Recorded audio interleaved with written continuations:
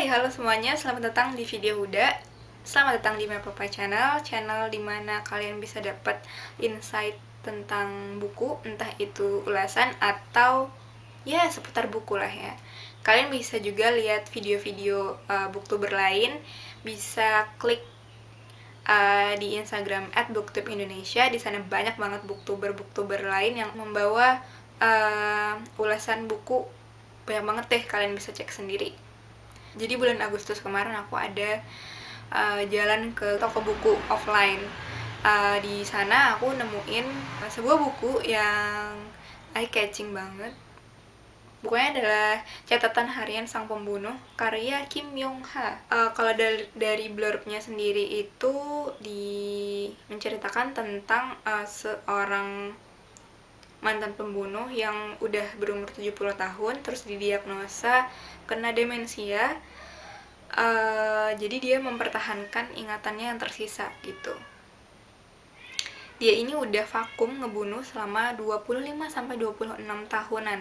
Jadi udah lama banget dia nggak ngebunuh. Nah, dia ini akhirnya untuk mempertahankan ingatannya mencatat semua kegiatannya dia. Si tokoh bernama Kim Byung Soo ini punya anak. Nah, si anak ini ternyata punya pacar.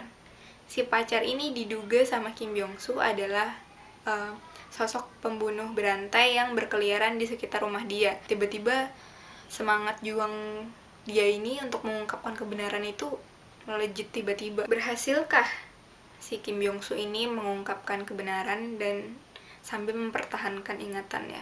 Jadi ini udah difilmkan dengan judul Memoir of Murder tahun 2017 tuh. Tadi udah dijelasin di blurb kalau misalnya Kim Byung Soo ini akhirnya ingin mengungkapkan jati diri pacar si anak yang dia duga adalah seorang pembunuh berantai.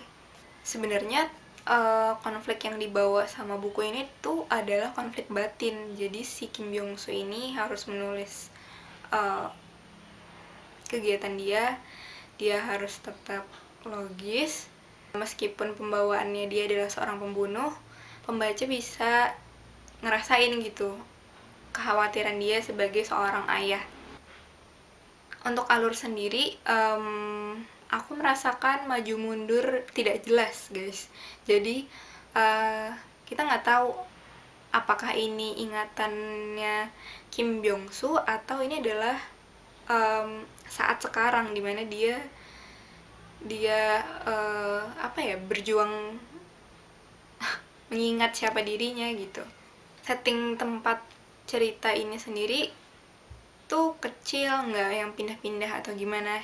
Seingat aku, setting tempatnya itu adalah di rumahnya, terus di hutan bambu di sekitar rumah. Udah deh, nggak jelas juga kenapa si Kim Byung Soo ini bisa merasakan kalau pacar si anak itu adalah pembunuh. Kayak aku aja tuh sampai bingung, kayak ini orang kenapa sih, ngadi-ngadi aja deh nih kayaknya si bapak. Aku juga kalau misalnya jadi Kim Eun Hee bakal stres, terus kayak sebel sih sama sosok ayah di sini gitu, karena ya nggak ada apa-apa terus pacar lu dibilang jangan deket-deket sama dia ya, dia pembunuh, lo tahu. Aneh kan gitu. Circle tokohnya sendiri kecil, jadi fokus utamanya itu adalah Kim Byung Soo dan tindakannya Kim Eun Hee, pacarnya Park Ju Tae. Nah, pacarnya ini namanya Park Ju Tae, terus ada lagi kepolisian. Udah deh, cuman 4 itu doang. Mungkin ada tokoh-tokoh lain yang bakal muncul, tapi nggak terlalu disorot banget. Sudut pandangnya udah pasti banget, ini pakai sudut pandang si ayah, yaitu Kim Byung Soo. Jadi kayak karena sudut pandangnya dari satu arah, banyak banget pertanyaan-pertanyaan yang muncul, kayak tadi, kenapa dia bisa merasakan kalau Park Ju Tae ini adalah pembunuh. Karena 157 halaman, mungkin ini bakal cepet aja dibacanya, mungkin 1 hari selesai, karena ada beberapa part yang tidak terlalu panjang, paling kayak sebaris. Stres sih pas baca ini, karena ngerasain kayak gimana jadi si Kim Byung Soo ini, dimana dia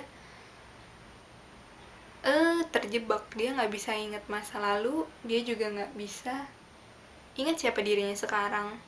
Itu kayak kasian sih, tapi kan dia pembunuh, mau gimana dong.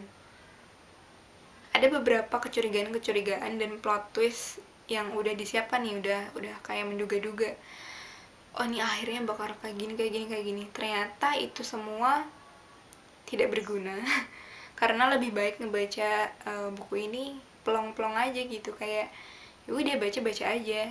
Tokoh Kim Eun Hee sendiri tidak terlalu dijelaskan, malah si Park Ju Tae ini lebih menarik attention gitu. Aku overall suka sih sama buku ini. Diceritainnya ringkas, jadi kayak nggak bakal ngira gitu. Plot twistnya tuh tiba-tiba sian deh lo udah mikir keras-keras gitu kayak nyebelin banget. Itu dia video pendapat aku tentang buku ini. Buku ini tuh sebenarnya 21 plus, tulisannya ini novel dewasa. Sebenarnya nggak ada hal yang eksplisit atau yang terlalu gore di sini, cuman karena hawa-hawa yang dibawakan adalah hawa-hawa pembunuhan gitu kan, jadi tidak semua orang bisa menerima konten buku ini gitu. Karena saya sudah 21 plus, ya tahan-tahan aja gitu kan sama konflik yang dibawain. Jadinya udah deh.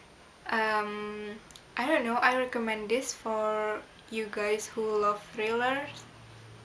I think karena thrillernya lumayan dapet sih, tapi ini lebih ke nyerang psikologis gitu, jadi prepare yourself.